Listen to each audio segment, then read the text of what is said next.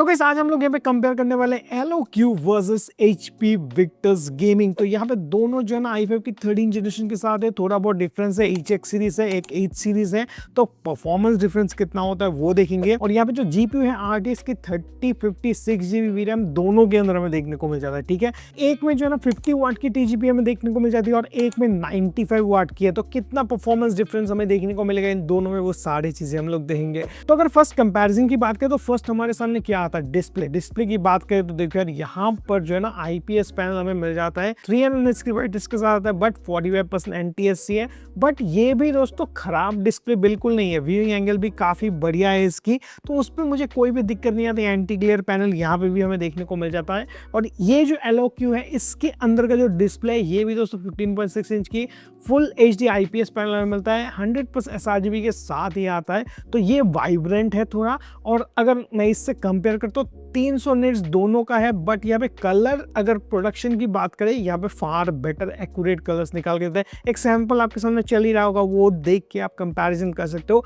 यहाँ पे एक ही क्लिप एवेंजर्स का था, दोनों के अंदर साइड बाय साइड कंपेयर करने पर हमें डायरेक्टली पता चलता है। यहाँ पे पंचियर कलर्स हमें देखने को मिलती है जो कि क्लोज टू नेचुरल लगता है। और यहाँ पे जो है थोड़ा वास्ट आउट कलर हमें देखने को मिलता है, क्योंकि यहाँ पे 100% sRGB नहीं मिलता है हमें। तो ये चीज़ ध्यान रखना अगर आप इसको डिस्प्ले वाइज कंपेयर करते हो।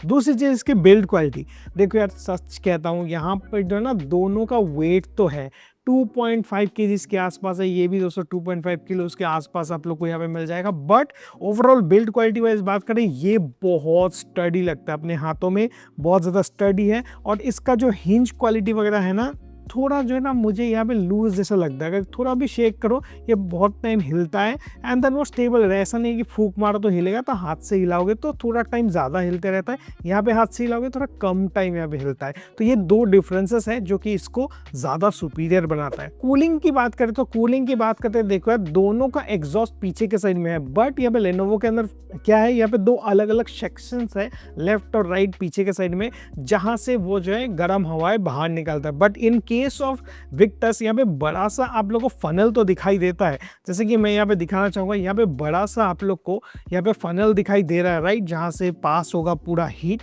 बट एक ही साइड से वो जो है ना हीट डिसिपेट करता है, बाकी जो है ना एक साइड में ब्लॉक्ड है। तो यहाँ पे एयर इनटेक का जो वेंट है काफी बड़ा है, बट इस दोनों साइड में डुअल फैन का सेटअप है, जहाँ से वो एयर को, ठंडी हवा को अंदर खींचता है, देन वो यूज करके गर्म हवा को यहाँ से बाहर निकालता है एक साइड से। तो ये ऐसा कुछ सेटअप है। बट लेनोवो LOQ की अगर बात करते हैं तो यहाँ पर हमें जो है ना ऊपर के साइड में दो यहाँ पे एग्जॉस्ट देखने को मिल जाते हैं, दोनों साइड में, लेफ्ट और राइट में। और पीछे के साइड में एयर इनटेक के लिए जो है ना हनीकॉम डिजाइन जैसा कुछ दिया गया है, तो काफी बढ़िया तरीके से यहाँ पे एयर इनटेक होता है। तो एयर इनटेक के मामले में भी LENOQ हमें ज्यादा आगे देखने को मिलता है, तो ये चीज है। उसके बाद यहाँ पे पोर्ट्स की बात करें, सारे पोर्ट्स जो मैक्सिमम पोर्ट्स वो पीछे के साइड में है, जैसा कि यहाँ पे हमें नहीं मिलता पीछे के साइड में। जो भी है लेफ्ट राइट के अंदर हमें यहाँ पे पोर्ट्स मिलता है ऑन विक्टर्स। तो ये पोर्ट्स के मामले में भी यहाँ पे डिफरेंस है।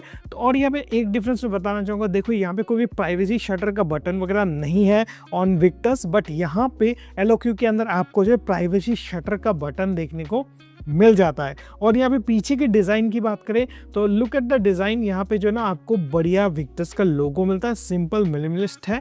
और यहाँ पर भी आप लोग को LOQ की ब्रांडिंग मिलती है, ये भी आपको मिनिमल ही देखने को यहाँ पे मिलता है। हिंज क्वालिटी देखो यार, मैं डायरेक्टली कहूँगा यहाँ पे हिंज क्वालिटी LOQ के अंदर बेटर है। अगर आप साइड बाय साइड खुद कंपेयर करोगे तो आपको पता लगेगा। अभी मैं यूज़ कर रहा हूँ तो यहाँ पे अभी कितना ज़्यादा स्टडी ये लग रहा है, बट ये थोड़ा हमें जो है ना साइड बाय साइड लूज लगता है। तो ये चीज़ है। उसके बाद कीबोर्ड की बात करें, कीबोर्ड लेआउट देखकर दोनों का फुल साइज कीबोर्ड लेआउट आता है, नंबर पैड आप लोगों को देखने को मिलता है। RGB का ऑप्शन है यहाँ पे LOQ के अंदर, और यहाँ पर जो है ना RGB अगर चाहिए तो आप ले सकते हो, वो आप लेनोवो की वेबसाइट के अंदर कस्टमाइज कर सकते हो।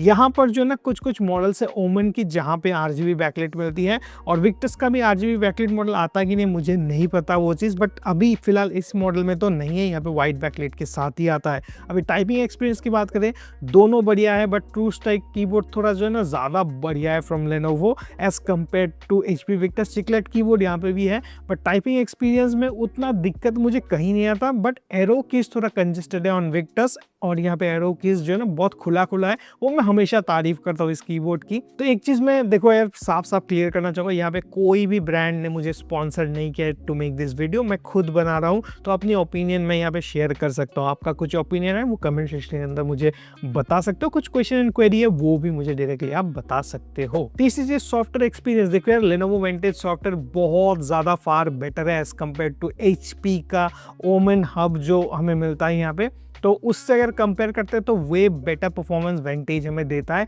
तो उस सॉफ्टवेयर परफॉर्मेंस के लिए भी मैं यहाँ पे और एक स्टार देना चाहूंगा लेनोवो LOQ को। अभी डायरेक्टली स्ट्रेट चलता है परफॉर्मेंस में, यहाँ पे बेंचमार्क कंपैरिजन करेंगे, उसके बाद गेमिंग कंपैरिजन करेंगे, देन फाइनली हम लोग वर्डिक्ट पे आएंगे। तो गाइस फर्स्ट सिनेबेंच R23 की बात करें, यहाँ पे जो मल्टी कोर का स्कोर आप देख सकते हो 16831 हमें मिला। उसके बाद यहाँ पे HP विक्टस के अंदर 10242, तो डिफरेंस आपको काफी यहाँ पे देखने को मिल रहा है।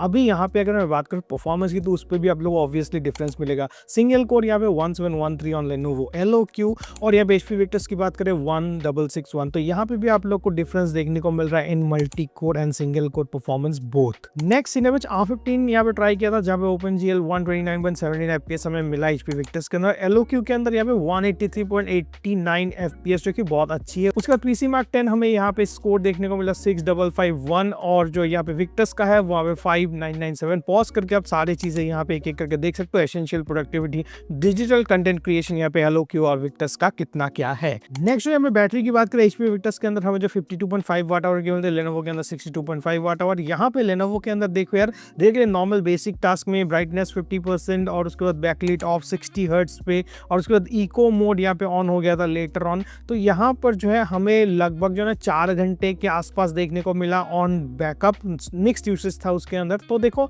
मैं कहता हूँ यहाँ पे दोनों लैपटॉप HP विक्टस कह लीजिए, LOQ कह लीजिए, दोनों के अंदर आप लोग को जो है ना एकदम सिमिलर सा बैटरी लाइफ देखने को मिलता है। लेनोवो LOQ के अंदर अगर आप लोग नॉर्मल जो है ना मोड के अंदर यूज करते हो, तो लगभग आप लोगों को 3 से 3.5 घंटा मैक्स टू मैक्स मिलेगा। Same in case of HP Victus वहाँ पे भी सिमिलर है, ठीक है।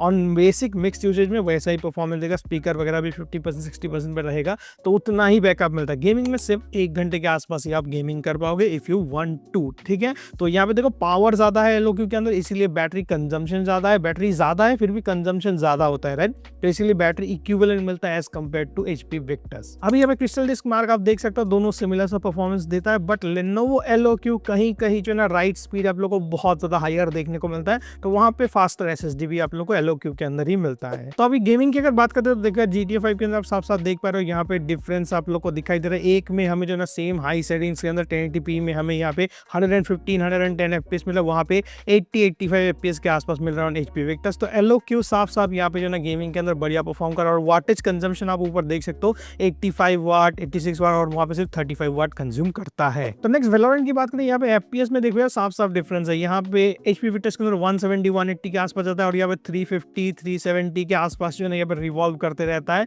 जो कि बहुत बढ़िया। टेम्परेचर्स भी लोअर साइड है ऑन LOQ, जहाँ पे 84 80 है, कभी कभार 90 टच करता है, बट वहाँ पे 93 97 तक भी वहाँ पे टच करता है टेम्परेचर।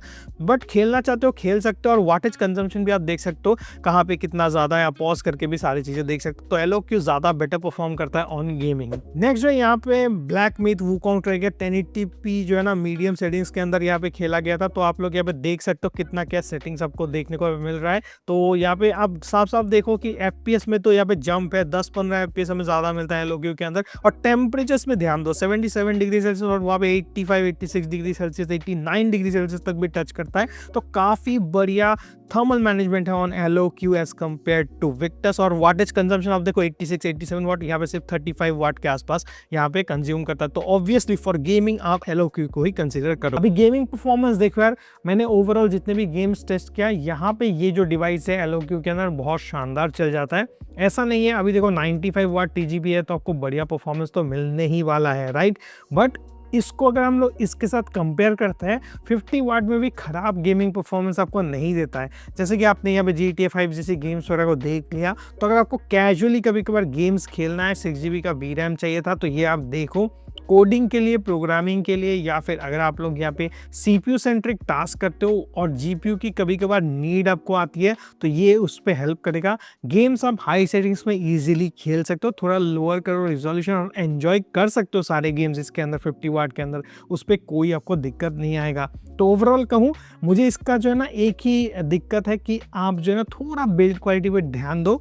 बाकी ये जो लैपटॉप है अच्छा परफॉर्मेंस आपको देता है ओवरऑल जिस प्राइस पॉइंट में ये मिलता है। तो देखो अभी एक मेजर चीज़ मैं बताना चाहूँगा, यहाँ पे विक्टर्स के अंदर कोई भी मदरबोर्ड का इशू बिल्कुल नहीं आया है, ना ही पुराना रिकॉर्ड है ना लेटेस्ट कुछ भी रिकॉर्ड है। बट यहाँ पे LOQ के अंदर हमें जो है ना कुछ दिनों पहले जो i5 के 12450HX के साथ जो प्रोसेसर आया था, वहाँ पे इसका जो RTX की 3050 का कॉम्बिनेशन था, 2050 का कॉम्बिनेशन था, तो वहाँ पे कुछ मदरबोर्ड इशू आ रहा था। बट अभी जो है ना 13 जनरेशन का ये प्रोसेसर अलॉन्ग विद दैट जो है आपको यहाँ पे RTX की 4050 और 3050 6GB के साथ जो आया हुआ है, उसके अंदर हमें इश्यूज देखने को नहीं मिल रहा है। फिलहाल तो कोई न्यूज़ नहीं है। अगर आपके पास किसी का नंबर है या फिर आप खुद वीडियो देख रहे हो, आपको प्रॉब्लम फेस करने को मिला, तो ज़रूर मुझे कमेंट सेक्शन के अंदर बता देना। बट जिस प्राइस पॉइंट में ये आपको मिल रहा है इस सीरीज़ का, उस प्राइस पॉइंट में बढ़िया है। सेल के टाइम में ये 55 से 56,000 के आसपास विद कार्ड ऑफर्स देखने को मिल जाता है,